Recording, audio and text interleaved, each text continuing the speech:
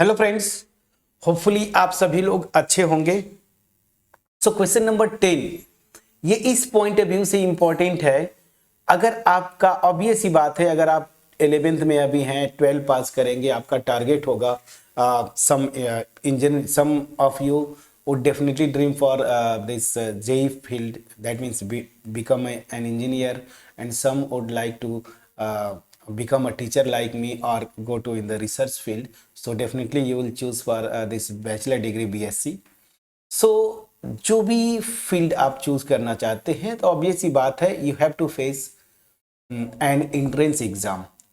You want to become an engineer, then definitely you will face JEE main and advanced. And if you want to be a teacher or a research scholar, so definitely again you have to face the entrance exam for bachelor degree, okay, for BSc. सो वहां पे मैं जो important इस question की इसलिए बोल रहा हूं कि ये कुछ चीजें होती हैं जो एज अ रिजल्ट आप डायरेक्ट यूज करते हैं। तो इसको एज अ रिजल्ट आप कॉपी पे नोट कर लीजिए कि उस लाइन का इक्वेशन जो कि x1 y1 से पास करे and which is parallel to a given line, उसका डायरेक्ट इक्वेशन ये होता है। ठीक है ना।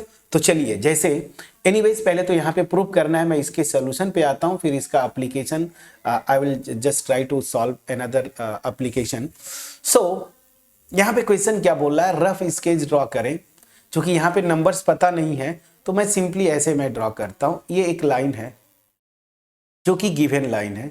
This line is ax plus by plus c, this is equal to 0 and we have to find out the equation of a line. That means this is the required line. This is the required line, but this line is parallel to given line and also passes through a point P x1 y1. So we have to find out the equation of this pink line, which is the required line. So the concept lies actually here is that the slopes of two parallel lines are equal. So from here you can find out the slope of this line and the same slope will be of this required line. तो कैसे करेंगे, start करते हैं। यहां से slope निकाल लीजिए, जो इसका स्लोप आएगा वो भी इसका स्लोप हो जाएगा। मान लीजिए इसका स्लोप m1 है, इसका स्लोप m2 है, तो दोनों का स्लोप इक्वल हो जाएंगे, m1 equal to m2। And since once if you have found out the slope of required line and since it is also passing through the point this, so just use point slope form, okay, so you will get the equation of this required line. So yahan se main start karta hu. The slope of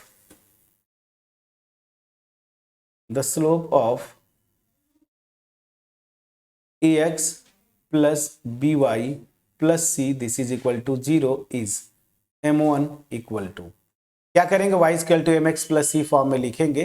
so this will become minus ax plus C and from here dividing with b I will get minus a by b x plus c by b. Okay, so the slope will be minus a by b. Please check करिएगा, minus a by b. So as required line is parallel to given line, so its slope क्या हो जाएगा, slope मैं लिख रहा हूं, okay, it's slope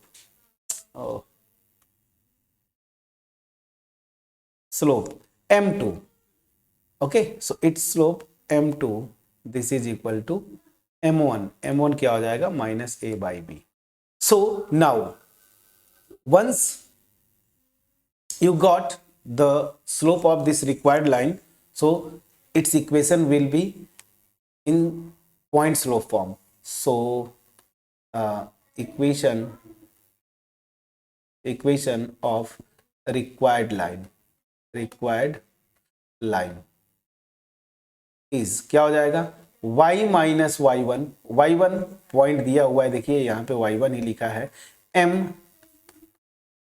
x minus x1 simply, क्या करेंगे, क्रॉस मल्टी, अच्छा किस फॉर्म में प्रूव करने को दिया तो आसान हो गया, b से इधर मल्टीप्लाई कर दीजिए y minus y1 and this is equal to minus a x minus x1, सबको इधर लाइए तो this will be a x minus x1 plus b y minus y1 this is equal to 0.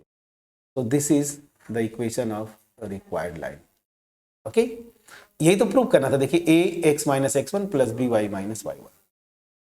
Now I am giving you some additional concept application. जैसे आपको exam में question पूछते हैं, हालांकि अब ये ट्रेंड बहुत इजीएस्ट क्वेश्चन में से ये आ जाता है जो मैं क्वेश्चन करने जा रहा हूं, बट पहले बहुत पूछता था. तो जैसे आपको पूछेगा ना कि the equation of line passing through मान लीजिए पॉइंट ले लेता हूं 1,2 and parallel to the line. ठीक है ना, किस लाइन के पैरेलल है तो मैं लिख देता हूं 2x plus 3y plus 5 equal to 0 is. अब आपको 4 ऑप्शंस दे देगा. ठीक है ना, 4 ऑप्शंस बना देगा एमसीक्यू में. तो इसी का एप्लीकेशन है. तो क्या हो जाएगा, सीधे सीधे आंसर आएगा. देखिए यहाँ पे कैपिटल A 2 है, कैपिटल B 3 है, तो सीधे सीधे क्या था equation, A x minus x1 plus B y minus y1 this is equal to 0. तो फ्रॉम हियर A इज 2, ठीक है, x minus x1 is 1 plus B is 3, y minus y1 this is equal to 0. तो यहाँ से क्या होगा, 2x minus 2 plus 3y minus 6 this is equal to 0. तो यहाँ से आ जाएगा 2x plus 3y minus 8 equal to 0. ये आपका आंसर आना चाहिए. तो डायरेक्ट मतलब मैं क्या बोलना चाहता हूँ, एमसीक्यू में अगर ये रिजल्ट आपको याद है तो डायरेक्ट जो है आप कर सकते हैं कितना आसानी से. मैं समझा पाया कि नहीं. सो ये था मेरा जो एक्स्ट्रा नॉलेज. इसको एज अ रिजल्ट आप यूज करेंगे. शुरू में मैंने बोला था, so how you use this as a result, standard result in MCQs. Got my point. तो ये एक्स्ट्रा मैंने आपको एडिशनल दे दिया. अब मैं यहां पे आता हूं. इस क्वेश्चन को मैं होमवर्क छोड़ूंगा, इसको अगेन एक मौका देता हूं. Just try to solve this question number 11. Otherwise, I will try to solve this particular question number 11 in the next video. This is good question, friends. I am telling you again, this is good question. इस तरह के questions has been asked in your home exams, 11th home exams. Okay? So इसको जरूर try करिएगा, important question होगा. So मिलते हैं next video में. तब तक अपना ख्याल रखें, पढ़ाई करते रहें. Thank you so much for watching my videos.